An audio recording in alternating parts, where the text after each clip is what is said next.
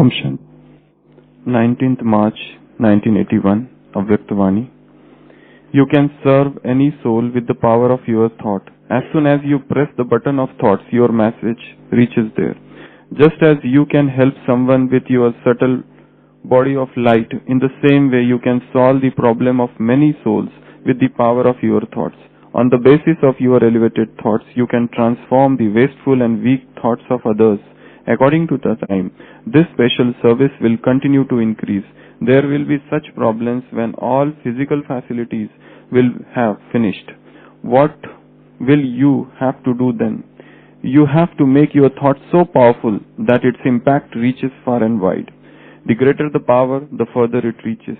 You will have so much power in your thoughts that other souls will receive the fruit by you creating those thoughts here. Just as Baba gives you the fruit of bhakti, in the same way, you elevated souls will give the family the fruit of cooperation, and those souls will have different experience of that fruit. This service will also begin. So this is the Avyakta Murli of 19th March 1981. Baba is saying to serve other souls. How to serve them? With the power of thought. Just as you press the power of thought, button of thought, your message reaches there. Just as you can help someone with your subtle body of light, just as with your angelic body you go and help souls, in the same way you can solve the problems of many souls with the power of your thoughts. On the basis of your elevated thoughts, you can transform the wasteful and the weak thoughts of others. This is a little higher stage. Only those who have finished their own waste can help others in finishing their waste. It is only those who have put a full stop to their own waste, to their own past, they can help others to put a full stop to their waste and past. You can solve the problems of many souls with the power of your thoughts. On the basis of this elevated thought, you can transform the wasteful and weak thoughts of others. According to the time, this special service will continue to increase. A time will come, Baba is saying, when the physical facilities would not be there. Only the wireless would become wireless. So how to serve souls with our thoughts? The very first step in that is to elevate our own thoughts, first of all. Without the elevation of our thoughts, we cannot help the world at all. Because we are creating all the conditions around us because of our own thoughts. As we think, so we become. It is the thinking that is creating the situations and circumstance. Probably we are not very much aware of that. Probably we do not have that much consciousness or awareness or alertfulness or mindfulness regarding our own thoughts. Thousands of thoughts are coming and going. Baba is saying, pay attention to each and every thought. Attention to each and every thought. What is the quality of that thought? If a doctor comes and we show them those thoughts, will he tell them? Will he tell us that these are normal? A doctor of mind who diagnoses the maladies of the mind, illnesses of the mind. Is this thought laced with inferiority complex? Is this thought having passion? Is this thought carrying within itself a feeling of superiority complex, holier than thou attitude? What attitude is there? What feeling? What attitude? What viewpoint is this? Is it right? Is it as per Srimad? If a doctor comes and if he sees, if he examines, if he scrutinizes all these thoughts, will he proclaim them as normal, or will he say that, yes, this is a problem? It is, but here nobody is going to come like this. We have to diagnose ourselves with our own intellect. And this is a very painful procedure. We can diagnose others, we can guide others, we can tell others, we can tell them that this is a waste thought. This is not according to Srimad. You should not do this, you should not do that. This we can tell so easily.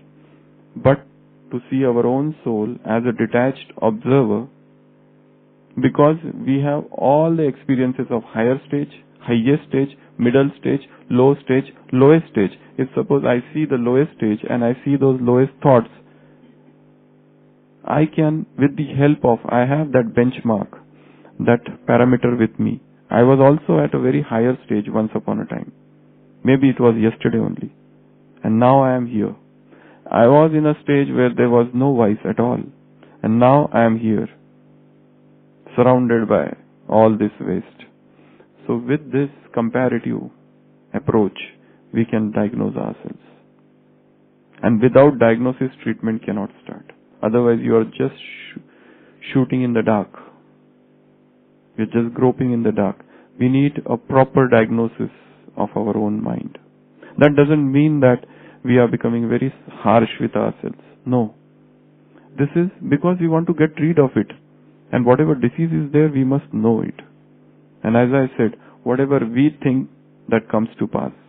That translates into reality. There's a very good story everybody knows, and we have been hearing that story since our childhood. A man is very thirsty and very hungry and is roaming from pillar to post, and he reaches one place. There is a huge tree there. He didn't know what is that tree. And he sleeps there, and he is so hungry, and he says, if I can get food, suddenly the plate of food comes. And he enjoys it. And then he feels, if I can get water, suddenly the water comes.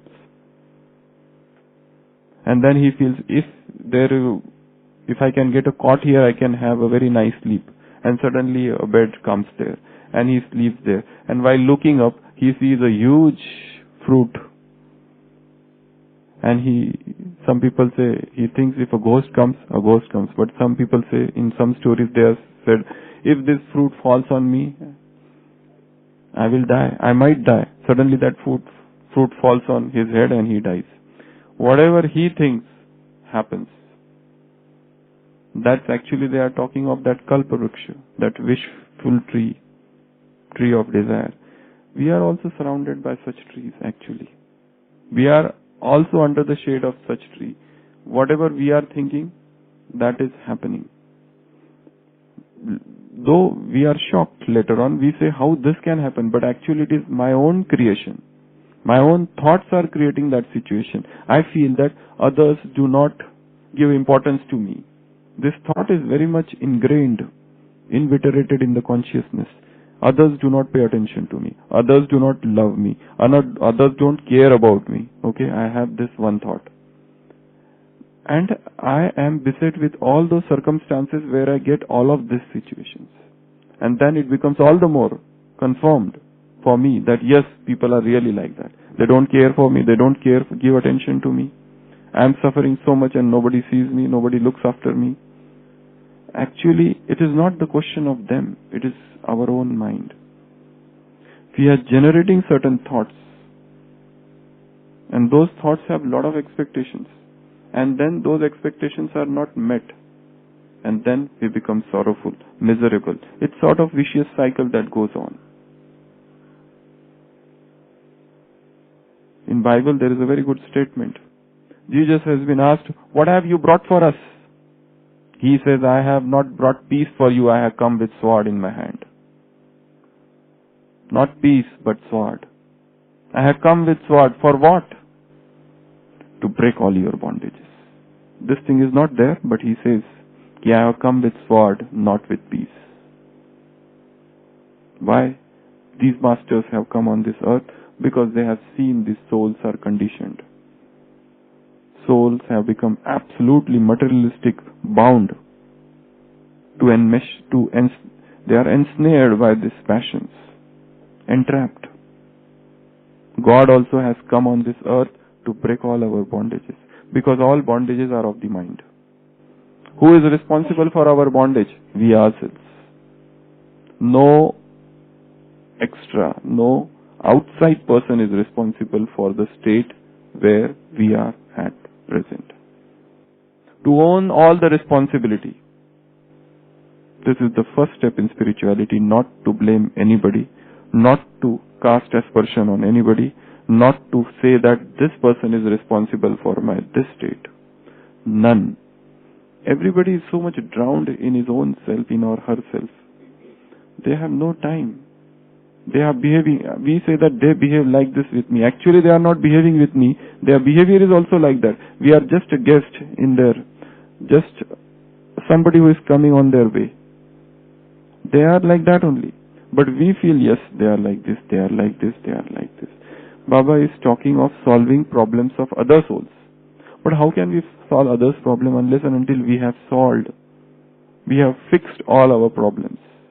Unless and until we have demystified the mystery of life. Our own life is enwrapped. Somebody has sent me a very good message of Jalebi. Jalebi is talking with human beings. It is saying, look at me, how entrapped I am, how confusing, but still I give taste to people. Look at my contour, look at my shape, how much intricate it is. But still, because of this state of mind, I don't stop giving taste to people. They eat me with lot of relish.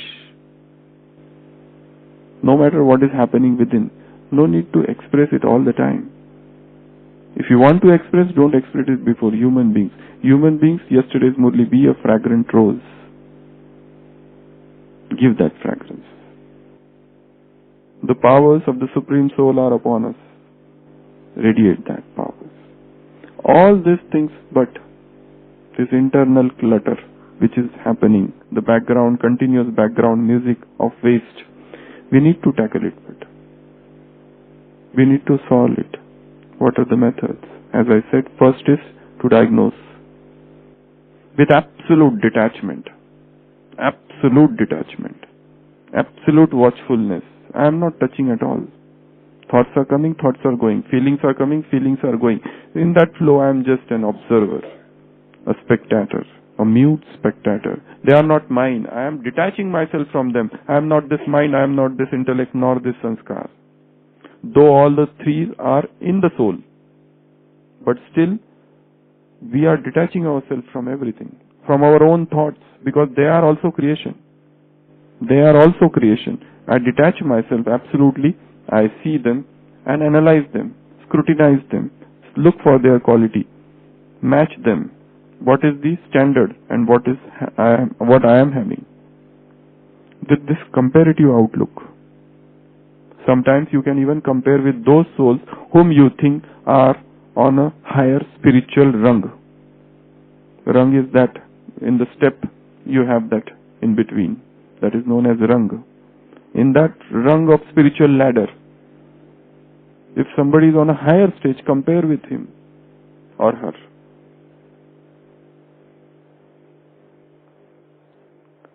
So, this is something we have to do ourselves. So first is to diagnose.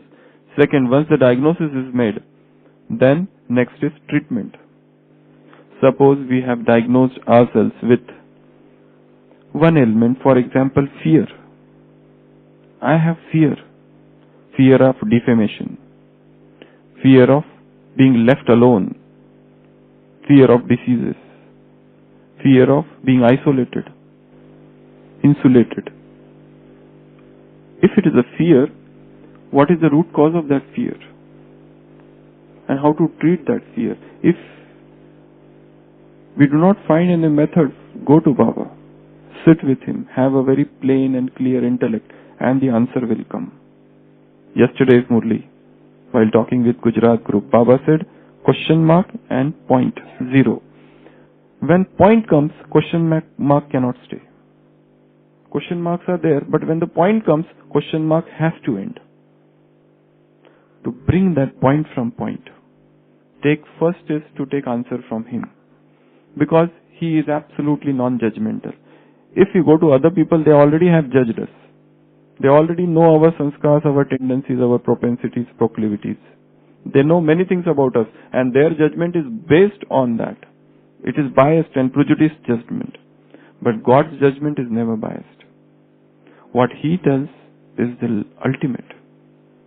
And I will tell you one very good thing. If you have some very deep problem within, probably one of the best method is to get up early in the morning at 2 o'clock. That is the time when the whole Brahmin family is asleep. Not even the vibrations of Brahmin. When the entire Brahmin world is asleep, that time go and sit with Baba. That yoke from 2 o'clock to 3:30, that is the point you get touching. That is the point where you will realize like a flash of lightning, it will enter your intellect, which is not going to come after 3:30. It's difficult because there are so many souls who are communicating. They are trying to ignite with the matchstick. There is one matchstick, so many sticks. Everybody is trying to ignite. Let's go in that time when that matchstick, nobody is there, no stick is around. We are alone. And this practice, this masala, this material, this phosphate around that stick, practice daily. At least 10 days, even if somebody does. You don't have to go and ask anybody. Any senior Brahmins, what should I do? What should I do? What should I do? What should I do? They keep on asking the questions, one question after another, one question after, and they don't have even patience to listen the answer. Even while you are answering, they are planning new question in their brain. They are thinking of the new question, and the moment you finish the answer, immediately they ask the new question. You understand that he has not understood the answer. And their questions are so worldly. I had recently gone to one center. The center sister in charge was telling me one story. She said that one mother came and she showed me photographs. She wanted to marry her daughter and she had come to ask the center in charge, these are the photographs of some of the grooms. What do you think? Whatever you say, I will marry to that person. These are the questions. Somebody's son is not... One mother called me and she told me, my mother had failed twice in interview. He is going third time this time. Please do yoga for him. Please do for him. So this sort of people. My daughter is getting married. See that no obstacle comes. Please do yoga for that. These are the problems of the worldlings. How they can understand these deeper things. I remember once Suraj Bhai was walking around in Shantivan and one of the center in charge approached him and said, Bhai Sahab, please tell some deep things today in your class. He said, will these people understand? They are drowned in materialism, worldly desires. These are spiritual things. So deep, so profound things these are. To understand one line, you require such deep concentration, not to speak of remembering. For remembering, a very higher level of concentration. Very higher level of concentration, not just concentration, that much time you have to give. Time, concentration, energy, free from waste. Not engaging yourself in so many other wasteful activities. Watching television, talking, going here, going there. Extrovertness. This is all extrovertness. Extroversion depletes your energy. No matter even if it is with spiritual people. It may take any form, but it is going to deplete your energy. Spirituality is all about silence. Spirituality is all within, the journey within. To explore this soul, so deep it is. That is spirituality. Any reason, anything, outside anything, wherever the mind goes, energy flows. You see something, energy goes there. You see things, energy goes there. So this is all extroversion. You may call them spiritual names, but it is an instance of extroversion. All extroversions are against spirituality. Spirituality is an inner journey. So, Baba is telling to solve others' problem. But really, even while solving their problem, we should be absolutely detached. Because those souls are so much filled with negativity, if you go close to them, you can, in that orbit of their negative vibrations are so strong, they can even engulf you. They can pull you. You had gone to save them, and now you are one of them. This transition from Jnani to Bhakta happens in the life of all Brahmins. Sometimes they are Jnani, sometimes they are talking with Baba, enjoying, they don't want anything. Sometimes they are become devotees. They are asking, Baba, give me some power. I need power. I need this. I need that. I need this. Do something for this. What are you doing? This is what transition occurs. So, try to understand this power of soul. It is so subtle, as I am saying again and again. You require a very, very deep yoga.